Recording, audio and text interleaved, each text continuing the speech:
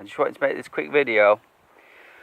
It's months overdue, and today has just been one of them days where I was walking up to the prayer spot and I was thinking, if I'm going to speak about anything, what would it be? And this came into my spirit on the way up to the prayer spot. I seen a person there, and on the way back down I seen a second person there who kind of confirmed, maybe a confirmation that it's time to share this with people, because I started to get emotional, and these two people turning up and saying the same thing is there's no such thing as coincidence. But the reason I want to make the video is that in March, so this, like I say, it's months overdue, is that was the time that my dog Mishka passed away. We'd had her for 8 years. We got her from the kennels when she was 4.5, and she died when she was 13. In March, early March, I think it was the 4th or 5th, I think. It was a Sunday.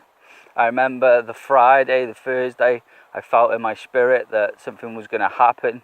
I said to my father, my dad, my earthly father, that, do you want to come round on Saturday and spend a bit of time with Mishka? I don't think she's got very long left. And he was like, oh, no, I'll see you next week. And then on that Sabbath day, that Saturday, she had a great day. She had a little bit more energy. But on the Sunday, she died. Basically, cut a long story short, she felt really bad. She went in the back garden, and it was really weird because she didn't want to come in. I realised in my spirit that she was looking for a place to die, like a lot of domestic pets do, that they look for a place a little bit outside of the personal space. They don't want to die in front of everyone's personal things, being like considerate in their hearts, I suppose. And she went outside and she died there. She went outside for a place to die there, because then I tried to get her in. She wouldn't come in. She was a dead weight, and I knew then that she thought she was going to die and she wanted to die there. And I had no problem with it, to be honest, because it was in the garden. But then it's just the heavens opened up and it started raining hard, and I thought, well, I'm not going to leave her outside to get soaking wet, on her when she's dying. But I couldn't lift her. We had to put a sheet underneath her, and I still couldn't lift her.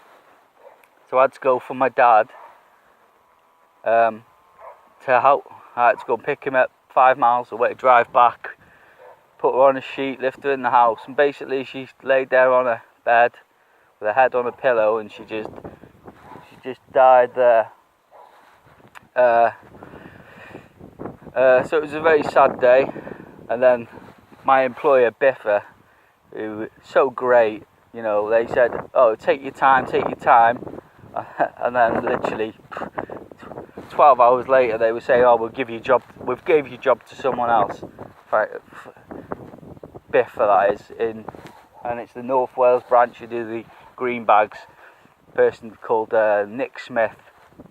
So very disappointed in them a lot. But this, and everyone's so, sad and upset about this event happening, and basically confirmation now, because I've just seen these two people. One person says, where's your dog, because they already knew my dog had died. They said, are you getting another one? And I was like, no. And then I went to prayer spot. I wanted to talk about this, but couldn't really find the words, and it was a bit, I think when God wants you to speak, then everything just flows, and naturally. And I was on my way down, and I seen this second person, almost like two witnesses, two people that witness. Like, obviously we have marriage these days, but in the Bible, 2 witnesses, 2 people, confirmation. And then the second person says, oh, aren't you getting another one? You should, on your own again. She goes, I wouldn't go out walking if I didn't have my dog. Mind you, she's got, I don't know, 10 dogs. She like rehomes them. And she's like, oh, you need to get another one. But then I was walking up the hill and I thought, for my own lust, for my own wants, then getting another dog would be, something to do. But then I think back to the real big purpose in this life, to serve God in the end of the age is my number one goal. And just before Mishka did die, I've made an agreement with God that when the events of the end of the age begin, like seal 1, the Antichrist is crowned and released to conquer the world, it says. That I said that I would go out to his coronation day even and prophesy against him to whoever's there, the crowd, and then I would go on tour around the UK prophesying exactly the same thing for what I believe will be a very short period of time. And then before God passes over in his throne, Nibiru, which happens on seal 6, so you got seal 1 is the Antichrist being crowned and released, and seal 6 is God passing over with great fury and destruction, but that's salvation in his hands also. That's when the rapture happens, first rapture.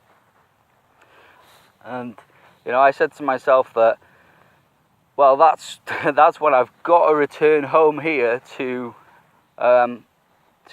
Wales, to this part of the world where I live now, which is higher up, which is a safe haven because of the sloshing of the oceans, possible increased sea level, all these things like a sea level of 20 meters or 25 meters increase because of the tectonic plates dropping would cause a great, it would flood out most inhabitable places in England and in Wales, because a lot of the bigger places are more towards sea level.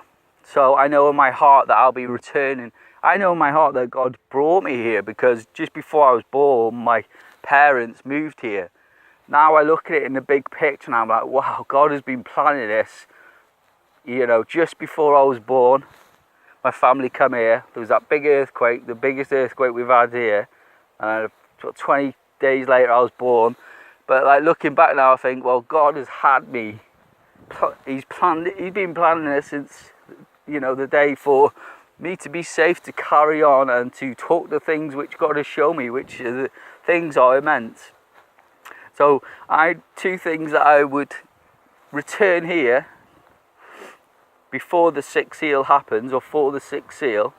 And one thing is my promise to God that I made. I wouldn't say a covenant with God, because, unless God's actually spoke back, I would have thought, then, you could say that it's false. But my promise to him was that when the Antichrist is crowned and released here, and he sits on that throne of David in London, which the Queen sits on, that I'll go out and I'll prophesy against him, and I'd prophesy all the things which I've learned, which is an immense amount of information, which I share things and still people don't understand or get, because maybe they're not supposed to. A great revival will come before God's throne passes over, but only that time will come in God's time, and I pray that happens during the seals.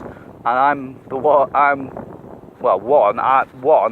willing to go out and share everything I've learned and prophesy, even in the face of the king, even in his front garden, you could say, in front of the palace, and prophesy to his people, telling them what's happened, and what's going on and what's going to go on, and just everything really, and travel the nation warning them, especially England, because like I say, that's more flat. And if there was a sea level to rise, then you would just have two islands called Scotland and Wales pretty much, and the rest would be deserted. So Mishka dying, just before she died, I thought in my heart and my spirit, I suppose, that if she died, it would be a good thing. And that's a bad thing to say, but it's true, because let's say she was still alive or she was on her last legs, and I went away and the first seal was about to open, and I went to prophesy against the Antichrist to start the beginning of these events, and then she was to die. In my heart, then, would I have to come back home to bury her? All these different things. So for her to die and to be, cremated and everything else, and to be taken care of before it happens, and that absolute blessing. So when people, and she had a good life as well. She had a great life. I couldn't say we could have done much more together, and she had a great death as well. She went to sleep. Literally, she went to sleep. No pain, no nothing. No pain, no nothing. She had her head on a pillow, and she went to sleep. And it was so great. But her dying has been so great as well, because it frees me up to, when seal 1 opens, and that Antichrist, the real Antichrist, not the dragon, Satan incarnated, or not the false prophet, the third part of the Trinity, the Antichrist, the counterfeit Jesus, basically, and you have that in your mind, and you'll be able to see a lot clearer who the Antichrist is, the one who's coming to pretend to be Jesus Christ. And, if you just look at it, and who has the royal right to the throne of David, then it's case closed, pretty much. The firstborn as well to the Virgin Diana, the Isis, or the Virgin Diana. Then it's easy to, I don't even have to tell you. So yeah, just the main point of the video. Sorry if I'm digressing. I just like to give as much information as possible.